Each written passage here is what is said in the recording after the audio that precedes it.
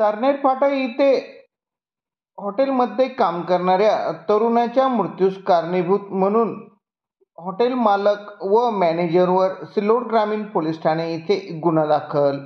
आज दिनांक 5 मे दुपारी 4:30 माध्यमांना मिळालेली माहिती अशी की प्रल्हाद श्रीपत पाडळे वय 49 राहणार वाकडी तालुका भोकरदन यांनी फिर्याद दिली की त्यांचा मुलगा अतुल प्रल्हाद पाडळे हा हॉटेल संस्कार इथे 20 ते 22 महिन्यापासून काम करत होता.